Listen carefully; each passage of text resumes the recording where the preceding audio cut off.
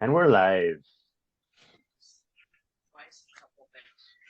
Okay, ladies and gentlemen, we are not flashing anybody, and we're not posting any anti-Semitism videos online. Oh, I don't even Just so want you to guys go know, there. Whew. we're here for you. 5 game suspension. I don't know if that's anyway. We're not gonna go there. It is what it is. Good afternoon, good morning, good evening, ladies and gentlemen, wherever you are, whatever time it is for you right now. Just know that you are locked in onto the point with Skip. and the king. You guys know what to do. Go down there, click subscribe, click like, listen to us on Spotify, Apple, Amazon. You guys can find us on Twitter, Instagram, Facebook, and YouTube, which is hopefully where you're watching us right now. Because if not, you're bootlegged and you owe us some money. Now, speaking of money, we would like to thank our sponsor, WeDoLaundry.ca. You guys, you can take full advantage of this opportunity. They come to your door, pick up your dirty laundry, wash, fold. You use the code SKIP. What's the code? To the point. There we go. For a 5% discount, and they will definitely take care of you. So we would like to thank them first and foremost. But we would also like to thank you guys out there and loving our fantastic guests, especially my man, the mouth of the North, the one and only Mr. Andrew Reece from the Reece Report. You guys go check out his daily videos, which is basically daily, because I've been watching them. How are you doing today, my man? I'm good. I'm very busy. Lots of good stuff on the Reece Report. I'm about to post 2 more new videos, so please do watch that. We cover the NFL trade deadline and what's bothering us as usual. Oh, that's a good one. Thank you for supporting me by wearing that shirt. But also shout out to little man, little Dom Toretto out there. All Yeah. right. Shout out to your little brother. That's my dude. Okay, guys. Skip, how you doing? Not that I really care. I'm all right, man. I'm all right. I'm game facing my way through this one. So let's get to the basketball talk. Okay, so right now, currently the Raptors record is 5-3. there we go. It's been it Skip, you and I have discussed this about the Raptors during the first 10 games and how it could possibly go. But one thing we also did talk about is what they could possibly do. Now, Andrew Reece, my question to you is how have you seen the Raptors fare during these first 8 games of the season? They've been inconsistent, but their success has been based on fast break points.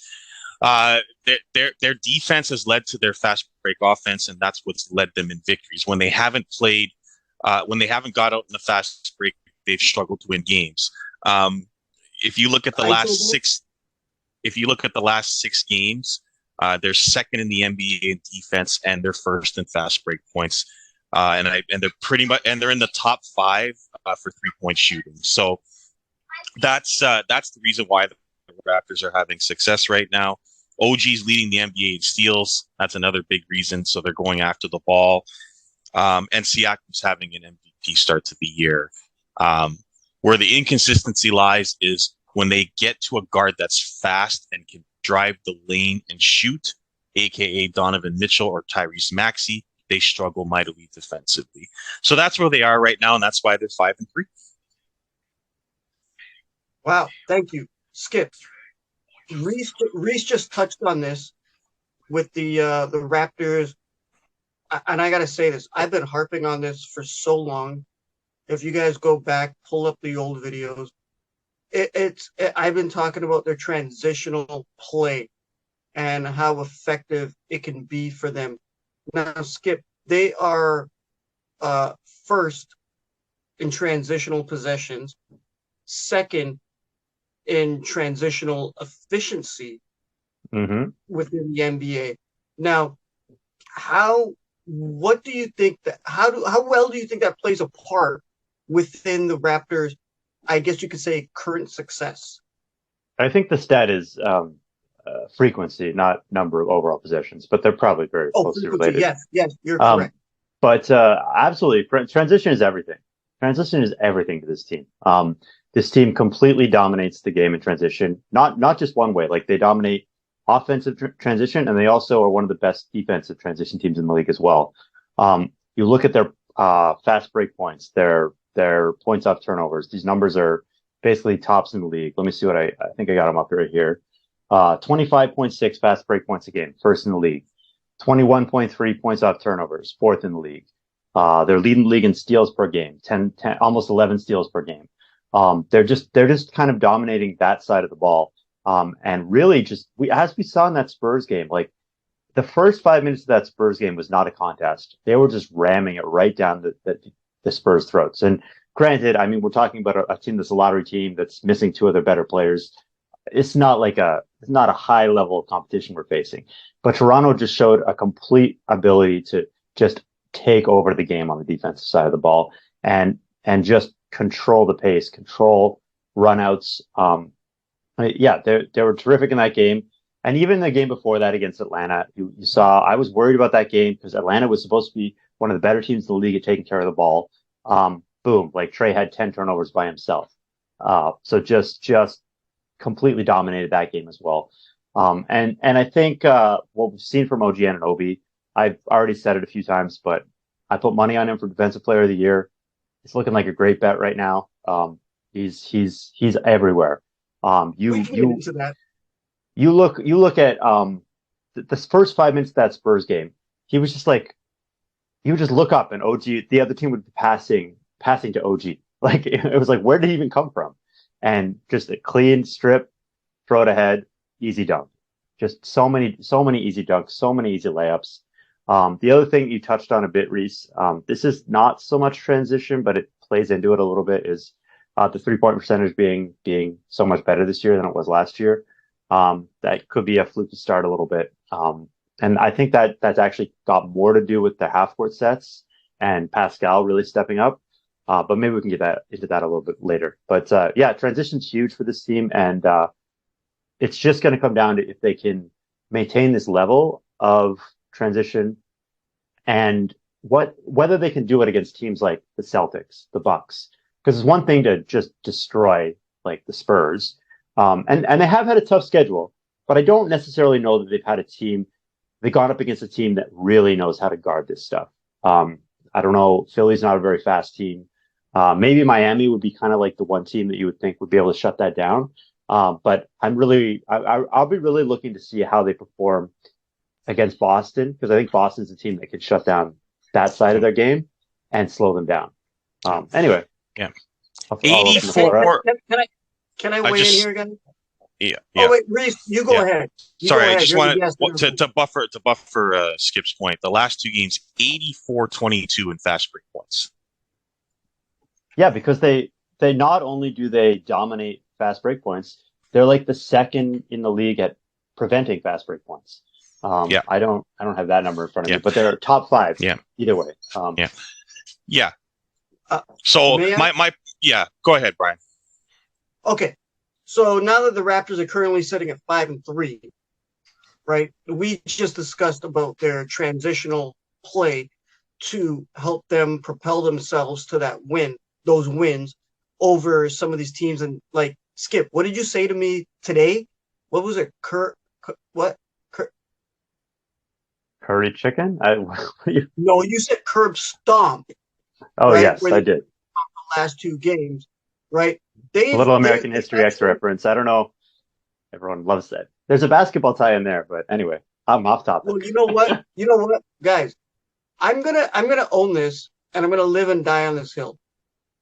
Last year, I did predict. I think we were all on the show, and I did predict that the Raptors would end up at 5th in the Eastern Conference. This year, I predicted them at 4th. Currently, they're sitting at 3rd in a tough, tight Eastern Conference. What percentage of the season has been played so far?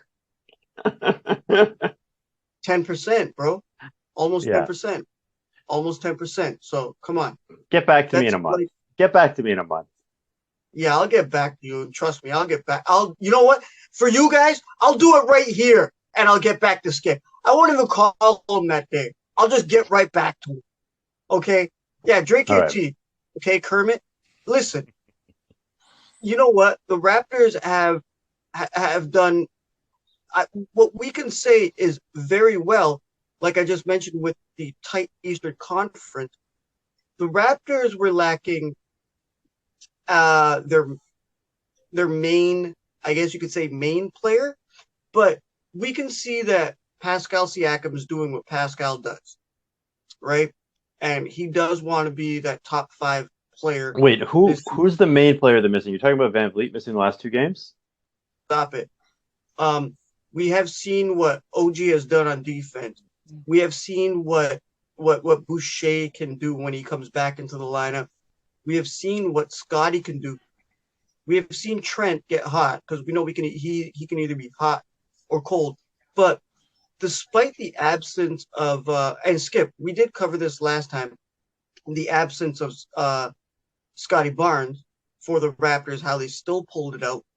They have the absence right now of Fred VanVleet. Mom, stop. Okay, stop. Despite the absence of him, these Raptors have pulled together as a team. They have gelled. They have actually been nailing things. Now, guys, I have to ask you, why have the Raptors been winning despite having 2 of their top 5 players on the team within these last 8 games? Well, I mean, Scotty only missed like 2 games, and Fred's only missed like 2 games. So it's not like these guys are missing the entire first couple weeks of the season. It's like you I said, think the 8 games. So I think the more interesting one, and this has kind of been gotten into on Twitter a lot, so I don't necessarily want to play into the narrative too much, but the fact that VanVleet goes down for 2 games and the Raptors promptly blow both teams out by like 40 points. That's a little bit like makes you raise your eyebrows a little bit. Like, is there something? Is that telling us something, or is that just random noise? Because VanVleet is such an important part of this team. But what I think it is kind of telling you is that positionless ball works, and that they're kind of gelling together into this system, and that a guy like Christian Coloco, even though, he only scores 2 points the other night, like plus 30 or something. I don't know if that's the exact number. It was about that. He's contributing in that defensive role, and we're kind of seeing the positionless basketball come to fruition with or without VanVleet, because he's not really a key component of that side of it. And obviously we talk about ball handling with Pascal and Scotty. But what we're really seeing is this ideal offense starting to come together a little bit as they evolve together, with Pascal just being able to do absolutely everything. And with guys like Scotty Barnes shooting 50 something percent from 3, Chris Boucher shooting 50% from 3. We got OG, we got Gary Trent Jr. Suddenly, like, VanVleet's shooting, if everyone else is shooting lights out, VanVleet's shooting is really his biggest strength. Now, long term, I don't think that means you don't need VanVleet. I think maybe that means that VanVleet understands his role a little bit better when he comes back. Maybe he doesn't have to put so much stress on his body. But even if you deploy VanVleet 20 minutes a game as a 3-and-D player, that's an elite 3-and-D player that you're having coming in off the bench. Not that they're going to do that. Don't get me wrong. They're not going to do that. But in terms of role definition, kind of, when he comes back, maybe there is room for him to sort of pick his spots a little bit better, rather than it being this Pascal Siakam, Fred VanVleet show that it sometimes devolves into when he's on the floor. I think there's some good signs with how the team is sort of gelling without him, but you're still better with all your pieces, right? It's like a baseball team that loses its MVP home run hitter. Like, yeah, you might win some games with that slap hitter. You're still gonna, in the playoffs, you're still gonna put the basher back in the lineup. So VanVleet's really important what this team does. I'm not slandering him at all in this conversation. I do think it's sort of interesting that we're seeing how this team can come together without him. Reece, what are your thoughts with VanVleet being out and how the Raptors are still continuing to move on? My thought is it's only 2 games. They played San Antonio, a team that, rested their 2 best players and decided to tank against Toronto. And they played Atlanta, who was the worst defensive team in the NBA going into that game. So I'm not going to put too much into those 2 games and say that they're better off without Freddie. What I will say is their assists per game went up by 8 without him in the lineup. And so the ball is moving better when he's not there. 31 assists and 28 assists the last 2 games. Freddie at times can have a situation where he likes to go iso ball and take wild shots. When they go in, it's great because he's red hot and just keeps shooting these impossible shots that go in. Gary Trent Jr. is the same kind of player. When he's in the lineup, when he's going, when he's hot, he takes off-balance shots and they go in, which leads them to shooting even more of those shots and leads to less ball movement. So I will say that when you have Scott at point and you have Pascal Siakam playing point forward, you're going to get a lot of high post and you're going to get a lot more passing and movement of the basketball, or you're going to get an ISO bucket from one of those 2 guys against a mismatch. It also allows Koloko to start, which makes your defense better and leads to more fast break points. It allows OG to open up his game a little bit more. And so I don't think they're better. I just think that the ball moves a little bit better. And defensively, they're not, they don't have a small guy in their defensive lineup. Having said that, Fred is a good leader. He's an excellent shooter. I think he'd be better off playing shooting guard on this team, to be honest with you. But he can still, pass the ball when he wants. And when he's in the flow of the offense, he's a much better player. So I don't think they're better without him. I just think they played 2 teams where they had mismatches that they took advantage of. You just said something there that I wanted to ask. Now I want to ask you. You just said something there. You said Scotty playing point and Pascal playing point forward. What do you see with their chemistry, the dichotomy between the 2 of them? Well, you got 2 guys who can play the high post and beat their guy one-on-one, either for an easy bunny or for a pass to a 3-point shooter. That's why the Raptors are close to the top of the NBA in 3-point shooting, because they're shooting wide open threes off setups from Scott Barnes and Pascal Siakam. Now, Siakam has I know I've been hard on Pascal. He's been excellent this year. He's been excellent with his decision making on the ball. Even when he gets in the lane now, he has more than just a spin move. He's also able to do one legger easy shots over people.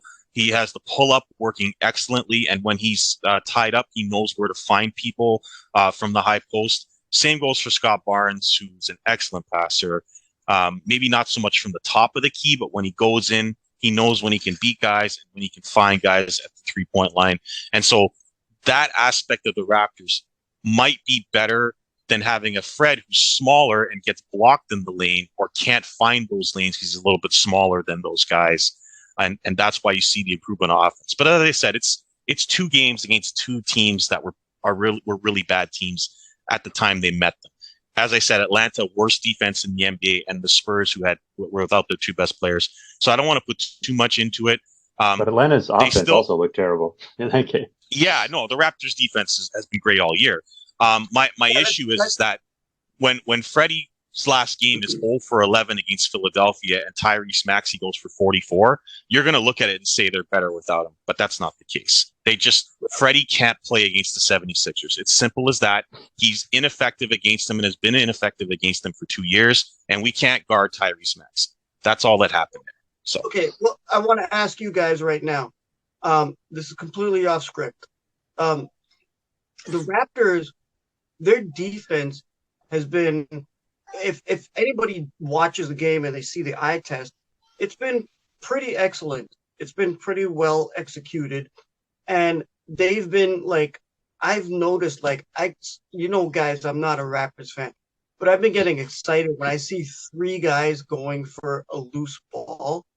To me, that's just great basketball, and which is leading into the transition. But how well do you guys see these Raptors when it comes to defense? Oh, gee. Well, a funny thing is, if you look at their numbers right now, as we're sitting here talking today, they're technically third in the league in offense and seventh in defense. But that's very deceptive because that's so much of that offense is coming off of transition.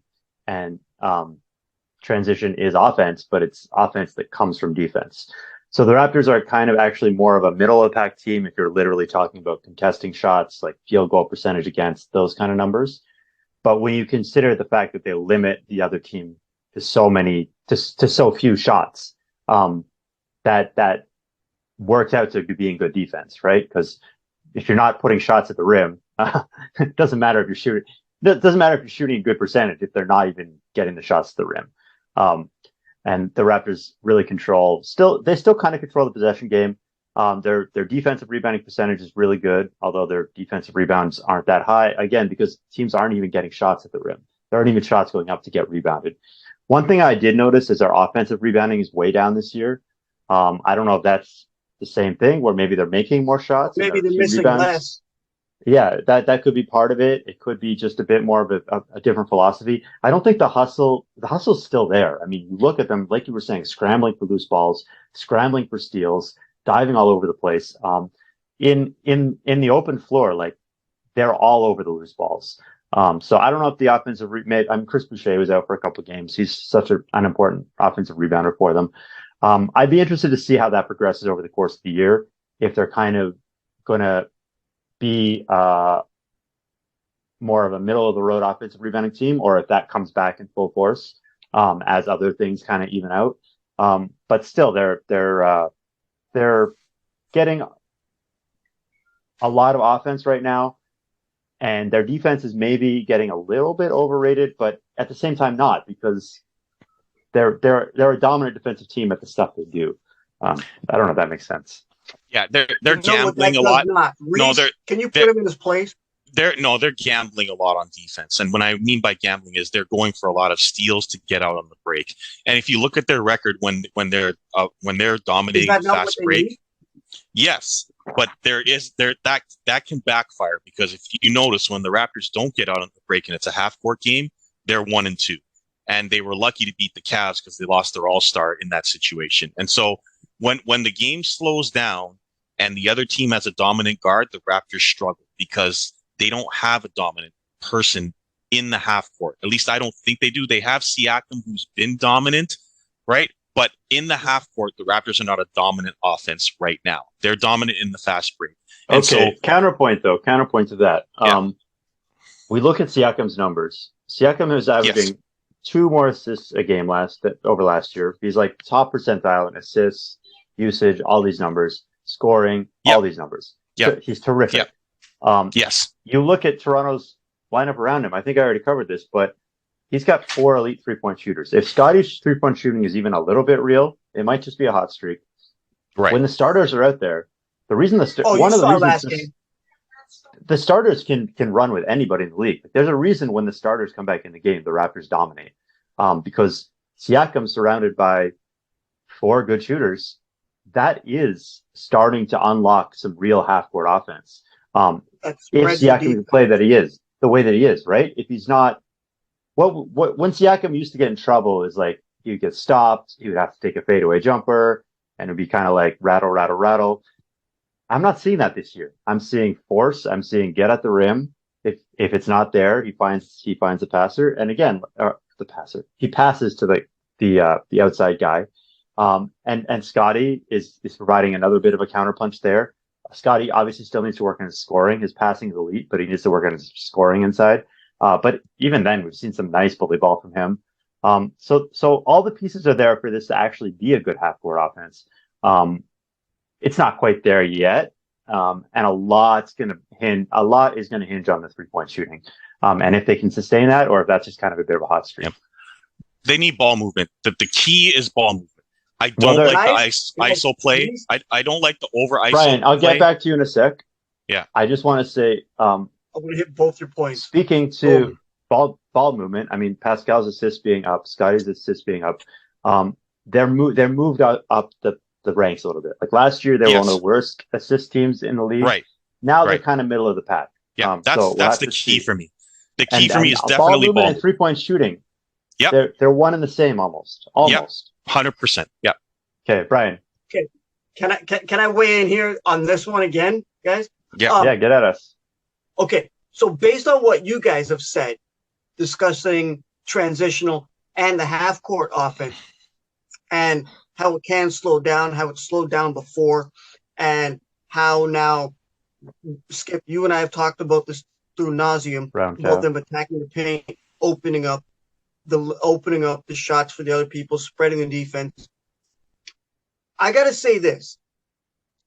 If the Raptors can utilize I'm saying it here first, ladies and gentlemen.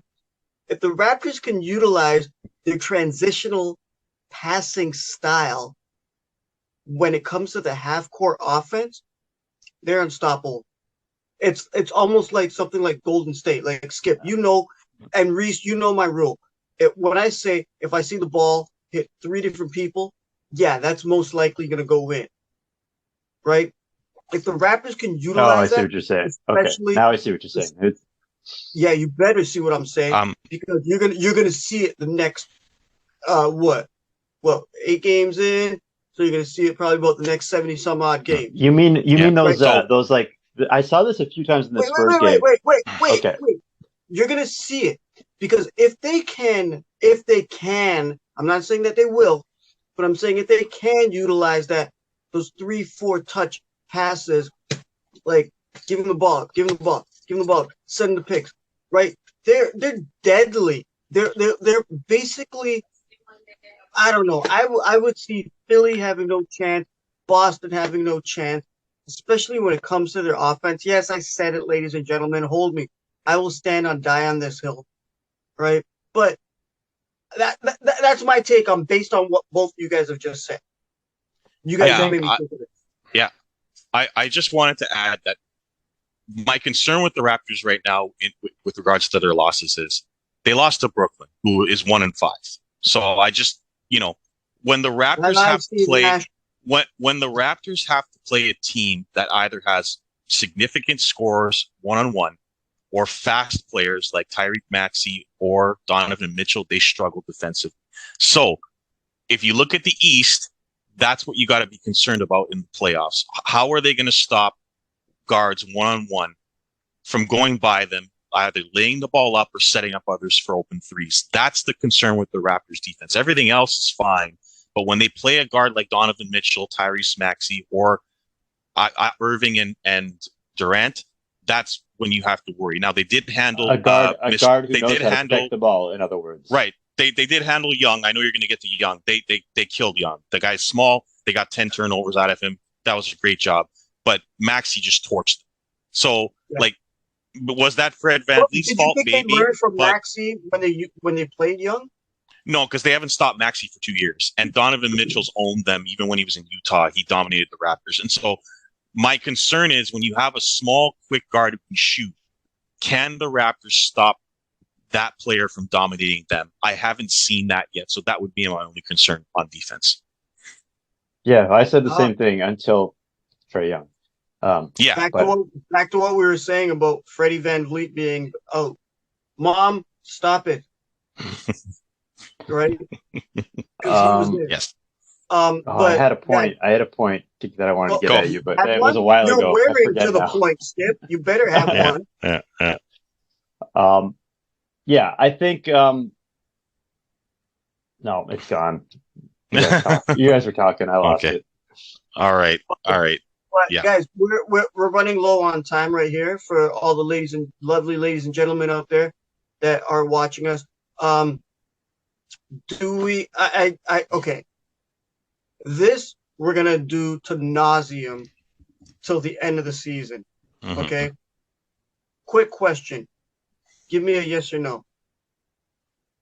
OG Anunoby, Defensive Player of the Year? He thinks he is. I mean, he basically came out and said he's the best player. He believes he's the best player in the NBA, defensive player in the NBA. He said he said all defense. Pascal said Defensive Player of the Year. Right. About him. The question with him is, will he get enough votes because he plays in Toronto? That's the question. I think we're starting the narrative in the right place right now. I think we could start talking all defense. I want to hear people talk. If he keeps up the level that he's at right now, leading league in steals, doing all the other stuff that he does, guarding the best players, guarding 1 to 5. I want to hear this narrative switch to, if he's healthy, this guy can be the best defender in the league. Okay, and I so think my question is yes or no. I'll take that as a yes, Skip. I think he can. that's a yes. Yeah. I Yeah. mean, I put money on it, but like, Yeah. I got like 100 to 1 odds. Like, So I Yeah, got a quick question now, if you guys don't Okay, mind, because and we're that's running the out other of thing I time. was going to say. Yeah. That's the other thing I was going to say. Reece, before we sign out, we want you to ask us a question. Yeah. For Skip and Brian, but Skip first. Any concerns about the bench slobs? yes. Yes. The bench is a concern. Outside of Chris Boucher. Boucher has been good. And maybe Achua has been good rebounding, but nothing else. Precious has been a disappointment. He's been very streaky this year. He has not been at the level that we saw at the end of last year. It's going to be interesting with Porter coming back to see if he gets major minutes. Obviously, I've covered the Thad Young problem, which seems to be just a coach at this point. Yeah. And yeah, so all the bench depth that we were talking about going into the season, it's 8 games of the season. It's gone up in smoke, and yeah. I'm very concerned for the minutes loads on the starters. I don't think it's Fred's already hurt. I don't think it's going to affect their win-loss record that much, because Nick Nurse has shown if he does not trust you on the bench, he will pull you after 4 minutes. That's just how he coaches. Is that question also directed towards me? Yeah, take it away. Yes, I'm concerned because we already have 2 guys that have got hurt, including Freddie already. So go ahead there, Brian. Bench slobs? I've been saying this since last season, and I'm saying it this season again. And I'm going to live and die on this hill, okay? If Nick Nurse were to utilize that freaking bench, sorry, you know what? It's already late in the show. I can do it. If he uses that fucking bench, okay, right? They can actually have a bench mob instead of a bench slob, right? They can actually use it. Look, when you go down the roster, okay, you got guys like Skip just said Thad Young, who might be a coach, whatever. Skip, I know you're harping on him, and I know you love him. And I know if you're going to come over Brian, how long has Nick Nurse coached the Toronto Raptors? How long has Nick Nurse coached the Raptors? Oh, my God, since the championship season. Okay. Yep. Okay. How many times have you seen him? Skip. If he were to utilize them, I don't know if you guys watch the show Marvel What If? I love that broccoli show. was ice cream. Like, I don't know. Skip, stop it. Okay, you got Malachi Flynn. You got Delano Banton. You got Christian Koloko. You got Precious Achua. You got who else? You got Otto Porter Jr. You got Mr. Hollywood. You have so many pieces that you can utilize to create a good deep bench. If to answer your question, Andrew, if you utilize that bench, if you give them the time and the reps, especially now with Freddie out and Scotty was out for a minute, let them get in there. You're never seeing a 5-man bench unit on a Nick Nurse team. Yeah, I'm starting to lose faith in him using the bench now. Outside, I'm just saying.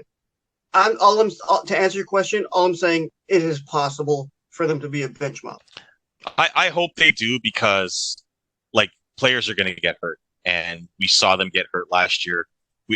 Every starter got hurt last year, and so he's got to use that bench. But I just wanted to throw it out there because we haven't seen anything from the bench. So yeah, I think there is a way for them to be used better, but to expect them to be good or elite or high level, I don't think that's going to happen. Maybe we see them ease one more guy into the rotation slightly. That's kind of where we're at. Okay, Reece, thank you for that question. Thank you very much, and thank you for coming back on the show. You're the OG in ours. We're the OGs in yours, right? We appreciate it. You know, I got nothing but love for you, man, over the last 3 years, right? So thank you again. Thank you guys out there for watching us. Thank you guys for supporting, subscribing, liking. We will have more shirts for you guys. You guys make sure to go check out Andrew Reece on the Reece Report on YouTube. Go find out what's bothering him. He's like Peter Griffin. What grinds my gears, right? You know what I mean? Show him some love. Show him some support. And congratulations on your success with it.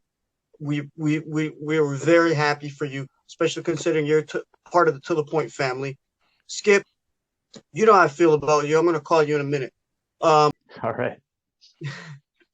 Right. You guys know what to do. Go down there, click subscribe, click like, enjoy. Tweet us, Facebook us, Instagram us. Go on Apple, Spotify, anywhere you can. You guys can find Skip at Dougie J's. It's the World Series, and he's disheartened. I got money on the He Phillies, didn't even know man. what happened. I got money on the Phillies, and they got no hits. So He didn't even know what happened. Okay, but Reece, again, thank you very much for coming on. Right, say what's up to my little dude over there, and your lovely wife. We wish nothing but the best for you. You guys could follow me at King Hussein. And on behalf of myself, Andrew Reece, and Simon, Skip, Dougie J's, good afternoon, good morning, good evening, good night, and peace.